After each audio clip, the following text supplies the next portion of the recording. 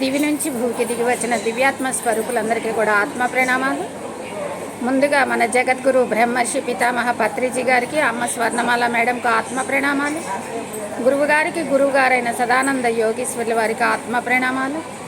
ప్రతిరోజు నిత్యం మనకు ధ్యానాన్ని, ఆత్మజ్ఞానాన్ని అందిస్తున్నటువంటి మునిబాబు సార్కి, సుగుణ మేడంకు ఆత్మ ప్రణామాలు. ఆత్మ ప్రణామాలు ఫ్రెండ్స్. మనం స్వాధ్యాయనంలో భాగంగా సీతాయనం అనే బుక్ను చదువుకున్నాము. ఇప్పుడు ఆత్మాయనం అనే బుక్ను చదువుకుంటున్నాము.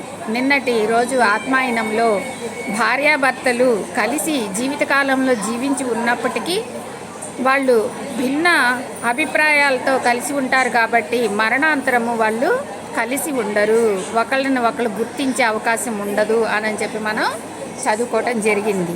ఇప్పుడు అక్కడి నుంచి చదువుకుందాము.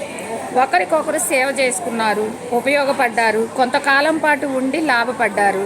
వాళ్ళ దృక్కోణాలు వేరు కాబట్టి ఒకరి పట్ల వాళ్ళు సహజంగా ఆకర్షితులు కారు. అటువంటి కేసులో భర్త తన భార్య కంటే 50-100 జన్మలు ఎక్కువ జన్మించి ఉండవచ్చు. మరి వాళ్ళు కలిసే ఉంటారు కానీ వాళ్ళ అభిప్రాయాలు కలవు. వాళ్ళు ఒకరికొకరు సేవ చేసుకుంటారు కానీ వాళ్ళు ఒకళ్ళ మీద ఒకరికి ప్రేమ అభిమానాలు ఉండవు. అలాంటప్పుడు అక్కడ వాళ్ళు ఎన్ని జన్మలు ఎత్తినా కూడా ఒకళ్ళు వాళ్ళు పైన గుర్తించుకోలేరు అన్నమాట.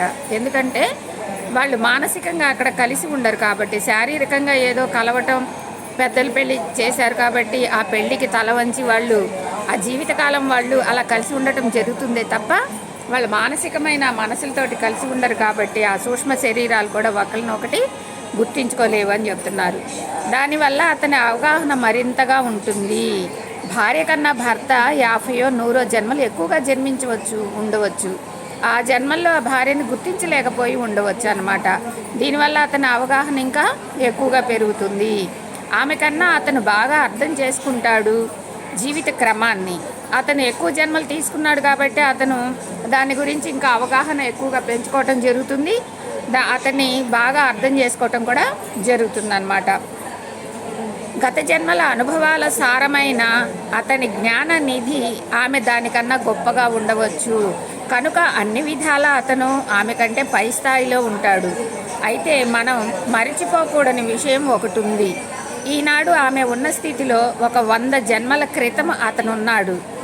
అప్పుడు తనకంటే మరింత పరిణితి చెందిన వ్యక్తితో తనను జీవితకాలం తప్పనిసరిగా బ్రతకవలసి వచ్చి దానివల్ల అతను లాభం పొంది ఉండవచ్చు. నిజమే కదా. ఇప్పుడు ఆమె ఈ జన్మలో ఇప్పుడు అతను కొద్దిగా అజ్ఞానంతో ఉండి ఉండొచ్చు, కానీ ఆమె కన్నా తక్కువ స్థాయిలో అతని జన్మలు తీసుకొని ఉండవచ్చు కదా. ఇప్పుడు అతను ఆమె కన్నా ఎక్కువ స్థాయిలో ఎక్కువ జన్మలు తీసుకొని ఉండటం వల్ల అతనికి కొద్ది జ్ఞానం పెరిగింది. కానీ ఆమె కన్నా తక్కువ స్థాయిలో తక్కువ జన్మలు తీసుకొని ఉండి ఆమెతో సహజీవనం చేసినప్పుడు ఆమె జ్ఞానమే పెచ్చుగా ఉంటుంది కదా. అట్లా కూడా మనం గ్రహించాలని చెప్పి చెప్తున్నారు. మీరు వినే ఉంటారు, ప్రతి వ్యక్తికి ఆత్మ భాగస్వామి, సోల్మేట్ అనేది ఉంటుంది అని చెప్తారు. మరి మనం కూడా తెలుసుకుంటాము, మన పెళ్ళిళ్ళు ఇక్కడ భూలోకంలో నిర్ణయించినవి కావని పైన నిర్ణయించుకొని వచ్చామని చెప్పేసి మనము ఎంతో ఇదిగా మనం చెప్పుకుంటూ ఉంటాం. అంటే సోల్మేట్స్, ఏ సోలు ఆ గత జన్మలలో వాళ్ళకి ఏ జన్మలలో వాళ్ళు అన్యోన్యంగా, ప్రేమతత్వంగా, మానసికంగా కలిసి ఉంటారో అలాంటి భార్యాభర్తలు చనిపోయినట్లయితే ఆత్మస్వరూప రూపంలో వాళ్ళు అక్కడ పైలోకాల్లో కలవటం జరుగుతుంది. మరలా వాళ్ళు జన్మ తీసుకున్నప్పుడు ఆ వ్యక్తి ఆ సోల్ని గుర్తిస్తుంది అన్నమాట. అందుకనే ఎంతమందిని చూసినా నచ్చిన అబ్బాయి ఒక అమ్మాయిని చూసి నచ్చుతాడు. ఈ అమ్మాయి నా సోల్మేట్, ఈ అమ్మాయి నా భార్యగా నేను అంగీకరిస్తున్నానని చెప్పేసి ఒప్పుకుంటాడు. మనం అనుకుంటాము మనకెవ్వరికి ఆ అమ్మాయి నచ్చదు, ఇంట్లో కుటుంబంలో ఎవ్వరికి నచ్చకపోయినా అతను ఆ భార్యగా స్వీకరిస్తాడు. ఎందుకు స్వీకరిస్తాడంటే వాళ్ళు సోల్మేట్స్ అన్నమాట.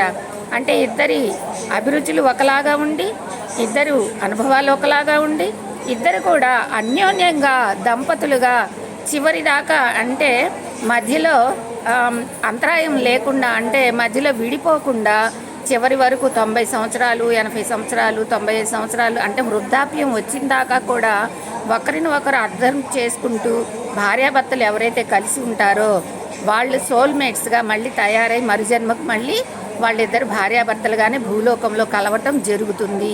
అలా జరిగినప్పుడు ఒకళ్ళనొకళ్ళు గుర్తించుకోవటం కూడా జరుగుతుంది. నువ్వు నా కోసమే పుట్టావు, నేను నీ కోసమే పుట్టానని వాళ్ళు గుర్తు చేసుకోవటం కూడా మనం గమనించుకోవచ్చు. ఇట్లాగా మనం కొన్ని సినిమాలలో కొన్ని నిజంగానే రియల్గానే కొంతమంది అట్లాగా కలవటం మనం చూస్తుంటాం అన్నమాట.